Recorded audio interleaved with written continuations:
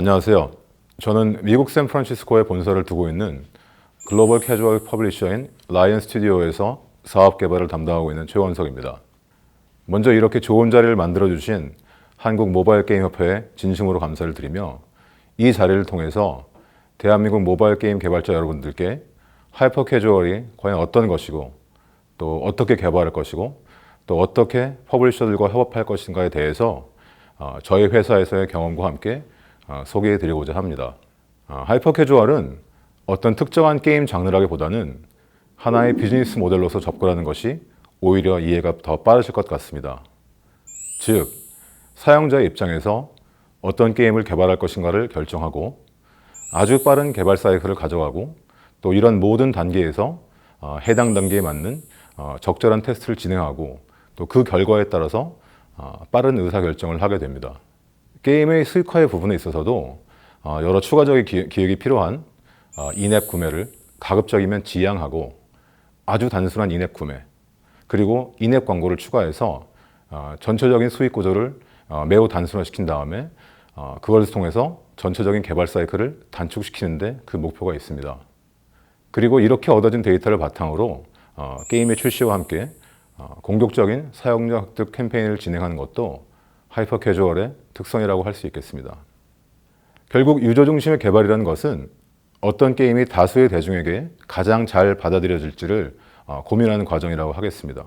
개발사들 입장에서 과연 어떤 게임들이 유행일까를 판단하고자 한다면 물론 가급적이면 새로 출시되는 모든 게임을 보시는 것이 좋겠습니다만 만약에 그럴 여유가 되지 않더라도 최소한 북미 앱스토어에서 어떤 게임이 순위에 오르고 어떤 사람이 내려가느냐를 보는 것은 아주 기본적이고 중요한 일이라고 할 수 있겠습니다. 그런 게임들은 이미 유저들한테 잘 통할 것이라는 사전 테스트를 좀 거치고 차트 상위권으로 소위 푸시되고 있기 때문에 그 시점에서의 북미 시장의 트렌드를 가장 잘 보여주고 있다고 하겠습니다. 물론 지금 트렌디한 것이 앞으로 3개월 혹은 6개월 이후에도 그렇다는 보장은 없겠지만 최소한 유저들이 어떤 것을 원하고 어떤 것을 플레이하는지를 가장 빠르고 직관적으로 확인할 수 있는 아주 기본적인 방법이라고 할 수 있겠습니다. 그 다음은 이런 기본적인 확인들을 바탕으로 지속적인 아이디에이션이 필요합니다. 물론 게임 아이디어라고 해서 거창할 필요까지는 없고 기본적인 게임 플레이 메카닉 그리고 트렌디한 소재 정도를 생각하시면 됩니다. 다만 항상 게임을 플레이하는 유저들의 입장에서 생각하는 것이 아주 중요합니다.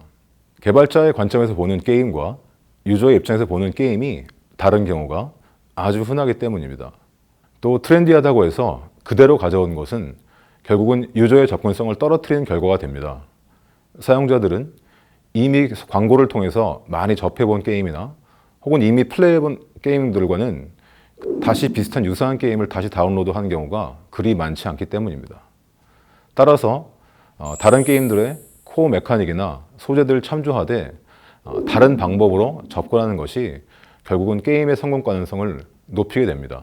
어떤 카피캣이 되는 것을 피하고 시장에서의 성공 가능성을 높이기 위해서도 자신만의 아이디어를 빠르게 프로토타입화하고 또 바로 시장에서 테스트하는 것이 반드시 필요합니다.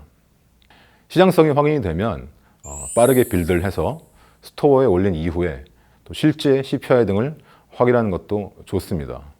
프로토타입 단계에서는 빌드 없이 게임 플레이 비디오만으로 테스트한다든지 시장에 대한 접근성과 마케팅 가능성을 우선적으로 확인하는 것이 아주 중요하고 좋은 방법이라고 하겠습니다.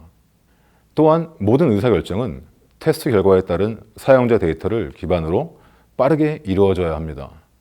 만약에 조금만 더 고치면 될 것 같아 이런 생각이 드시면 그 수정에 들어가는 시간이 처음 첫 번째 프로토타입을 제작할 때 걸린 시간보다 현저히 낮을 경우에만 한 번 더 진행을 해보시고 다시 테스트를 하신 다음에 또 빠른 의사결정을 하시는 게 좋습니다. 의사결정에 시간이 걸릴수록 그 하이퍼 캐주얼 게임이 시장에서 성공할 가능성은 점점 낮아진다는 것을 생각하시고 빠르게 프로젝트를 드랍할 것인지 혹은 다른 게임으로 피벗할 것인지를 결정하시는 것이 좋습니다. 그리고 개발하시는 게임의 특성에 따라서 CPI 혹은 리텐션을 보는 것이 조금은 다를 수 있겠지만은 가급적이면 리텐션을 높이는 방법 이런 것들은 가능성 있는 CPI를 먼저 확인하신 다음에 고민하는 것이 좋습니다. 하이퍼 캐주얼 게임이라고 해서 게임 내에 BM 설계가 필요 없는 것은 아니지만 너무 고민하시지 않는 것은 좋습니다. 따라서 초기의 BM은 매우 간단하게 광고 제거 등 하나 두 개 정도의 인앱 구매를 설치하시고 추가적인 것들은 인앱 광고로 하시는 것이 좋습니다. 개발자분들께서 가장 간과하시기 쉬운 부분이 사용자 획득도 결국 캐주얼 게임 개발의 가장 중요한 요소 중 하나라는 것입니다. 물론 저희와 같은 대형 퍼블리셔들처럼 하루에 수백 명, 수천 명의 유저를 지속적으로 유입시켜서 A/B 테스트를 진행하시기는 어려울지라도 최소한 비디오 테스트 단계에서 한 번, 그리고 그 이후에 CPI 측정 단계에서 한 번 정도는 실제적인 사용자들을 획득해서 그런 데이터를 기반으로 해서 의사결정을 진행하시는 것이 좋습니다. 물론 5만 원, 10만 원 단위의 비용도 부담이 되시는 개발자분도 많으실 테니까 그럴 때는 저희나 아니면 다른 좋은 국내의 퍼블리셔들이 많으니까 협력을 요청해 보세요. 대부분의 퍼블리셔들은 테스트를 이유로 어떤 조건이나 단서를 달지 않습니다. 물론 비용도 비용이지만 퍼블리셔들마다 테스트를 진행하는 방식이 다를 수 있으니 가능한 한 많이 그들과 협업해 보는 것이 조금이나마 하이퍼 캐주얼 시장을 이해하고 또 개발자분들의 게임이 성공하시는 것에 도움이 될 수 있을 것입니다. 그럼 다음은 저희 회사에서 진행했던 사례들을 통해서 앞에 말씀드렸던 내용들이 어떻게 적용되었는지 한번 살펴보겠습니다. 오늘 예시로 들어드릴 게임은 초월스라는 게임인데요. 아쉽게도 이 게임은 이제 국내 개발사의 게임은 아니고 아시아 지역에 있는 개발사의 게임인데 마침 담당하신 PM분이 한국분이기 때문에 저도 초기 단계부터 런칭까지 전 과정을 가까이 지켜볼 수 있었습니다. 게임은 작년 11월경에 개발 개시해서 3월 초에 글로벌 출시를 했고 지금까지 전 세계적으로 약 2천만 정도의 다운로드, 북미에서는 약 500만 정도의 다운로드를 기록하고 있는 게임입니다. 게임의 처음 아이디어는 생활에서 쉽게 찾을 수 있는 소재, 거기에 쉽게 한 손가락 정도로 컨트롤이 가능한 메카닉을 결합해서 구두를 닦는 그런 것으로부터 시작을 했습니다.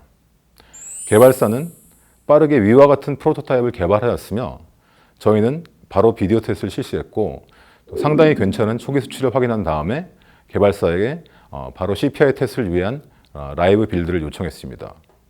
초반에 대여섯 개 정도의 레벨로만 구성된 첫 번째 빌드가 12월 말경에 스토어에 라이브 되었고 비디오 테스트에서 확인했던 것처럼 괜찮은 CPI를 확인했습니다. 하지만 게임 내 오브젝트나 추가 메타가 부족했었기 때문에 저희가 원하는 것만큼 좋은 리텐션을 기록하진 못했습니다. 그래서 일단은 큰 개발 공수가 없어도 추가가 가능한 것들, 예를 들어 화장실, 주방, 거실 청소 등의 컨텐츠가 들어갔습니다. 하지만 모두 비슷한 메카닉을 기본으로 하고 있었기 때문에 이번에도 역시 리텐션이 저희가 원하는 만큼 크게 오르지 않았습니다. 그래서 실제로 프로젝트를 드랍하는 것도 고려했습니다만 다른 데이터를 확인해 본 결과 사용자들의 평균 플레이 시간이 대폭 늘어난 것이 확인되었으므로 마지막으로 한번 업데이트를 진행하기로 결정을 했습니다. 그래서 마지막으로 들어간 것들이 어머니가 시키는 집안일들을 진행한다는 그런 내러티브와 거기서 얻는 용돈으로 자기들의 방을 꾸미는 그런 추가적인 메타였으며 다행히도 원하는 만큼의 수치가 나와서 성공적인 글로벌 런칭을 진행할 수 있었습니다.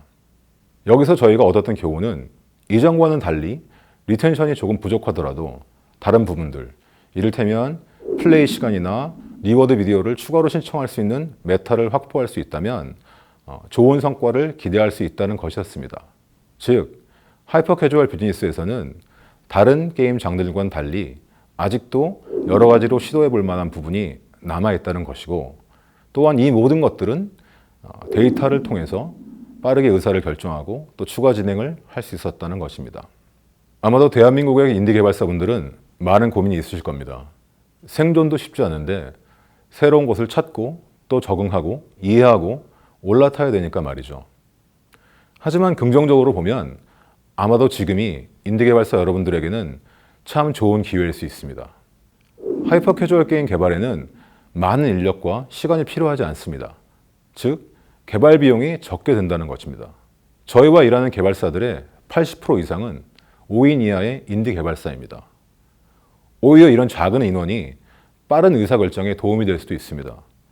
저희가 항상 소규모의 개발사를 선호한 이유가 바로 이것이기도 합니다. 하지만 한편으로는 당연히 부정적인 시선도 존재할 수 있습니다. 사실 사용자 획득에 들어가는 비용을 기꺼이 지불할 수 있는 여유가 없다면 글로벌 상위권 진입은 그저 남의 일일 수도 있습니다.